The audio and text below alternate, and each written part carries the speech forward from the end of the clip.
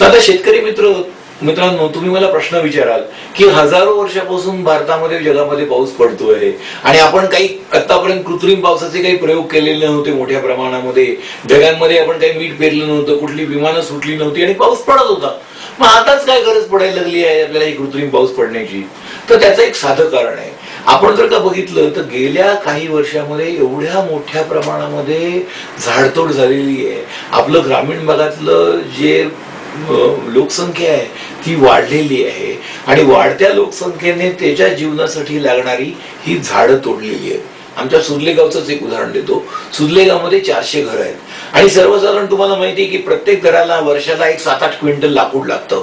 म्हणजे सुरले गावातलं प्रत्येक घर हे जेवाय खाण्यासाठी आणि पाणी तापवण्यासाठी हे 2 झाडं वर्षाला त्यांना लागतात ह्याच्यासाठी. सुरले गावमध्ये जी 400 घर आहेत ते 400 घरामध्ये 800 झाडं तोडली जातात आणि 800 झाडं तोडली जातात. त्याचा जर का हिशोब केला तर गेल्या 10 वर्षात सुरले गावामध्ये आमच्या 8000 झाडं नुसती स्वयंपाक करण्यासाठी तोडली गेलेली आहेत. आता ही 8000 जी झाडं तोडली गेलेली आहेत त्याच्याबरोबर इतर याच्यासाठी पण लोकांनी लग्न सराई याच्यासाठी आजारपणासाठी म्हणून आपली झाडं तोडलीत, विकलीत ह्याच्यासाठी. तर सुरले गावामध्ये गेल्या 10 वर्षात 10,000 झाडं तोडली गेलेली आहेत. नायगाव तालुक्यामध्ये 86 गाव आहेत. 86 गावात तुम्ही जर का हिशोब केला तर गेल्या 10 वर्षामध्ये 8,60,000 झाडं तोडली गेलेली आहेत. एवढी मोठ्या प्रमाणात झाडं तोड आणि हे संपूर्ण भारताचं चित्र आहे. नुसतं नायगाव तालुक्याचं नाही, हेच तुम्ही जिल्ह्याच्या वर हिशोब करा, हे महाराष्ट्राच्या भारताच्या हिशोब करा.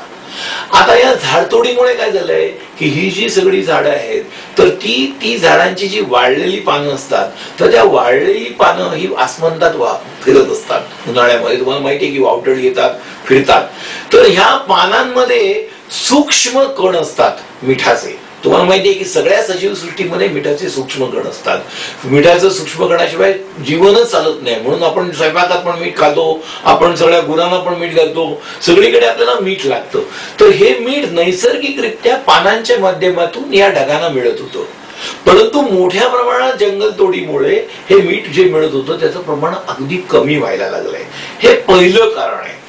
दुसरं कारण असं आहे की ज्या वेळेला जंगल मोठी होती त्यावेळेला तुम्हाला माहिती आहे की झाडाखाली नेहमीच चांगला थंडावा असतो, ओलावा असतो. त्याचं कारण काय आहे की ही झाडं आपली ही पाण्याची वाफ बाहेर टाकत असतात. वाफ बाहेर टाकली की जमिनीत सगळ्या वातावरणात आर्द्रता चांगली असते. आर्द्रता चांगली असली की ती पाऊस पडायला खूप मदत करते. कारण पावसाचं पाणी जेव्हा खाली यायला लागतं आणि आर्द्रता चांगली असली तर त्याची परत वाफ होऊन ते वातावरणात जात नाही.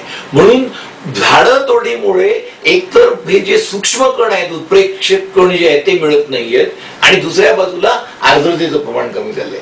तिसरं कारण महत्वाचं आहे की तुम्ही बघितलं तर आपल्याकडे आपल्या भागामध्ये अफाट प्रमाणात आता डिझेलची वाहनं वापरायला लागलेली आहेत. तुम्हाला माहिती आहे की आता सुरलेगावचं उदाहरण सांगतो. आमच्या गावात 10 वर्षापूर्वी एकही मोटरसायकल नव्हती. आज सुरले गावात जवळजवळ 86 मोटरसायकली आहेत, 10 ऑटो चालतात, 3-4 जीपा आहेत, डोझर्स आहेत, हलर्स आहेत आणि ट्रॅक्टर्स आहेत आणि इतक्या आपण सगळ्या वापरतो. आणि बऱ्याच वेळेला तुम्हाला माहिती आहे की डिझेल महाग आहे म्हणून त्याच्यामध्ये केरोसिन घातलं जातं आणि त्याच्यातून धूर सगळा बाहेर पडत असतो.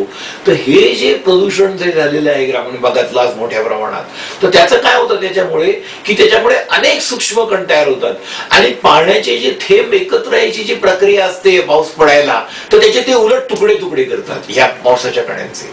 आणि म्हणून ही 3 महत्वाची कारण आहेत की आपल्या संपूर्ण भारतामध्ये हे पावसाचं प्रमाण कमी झालेलं आहे.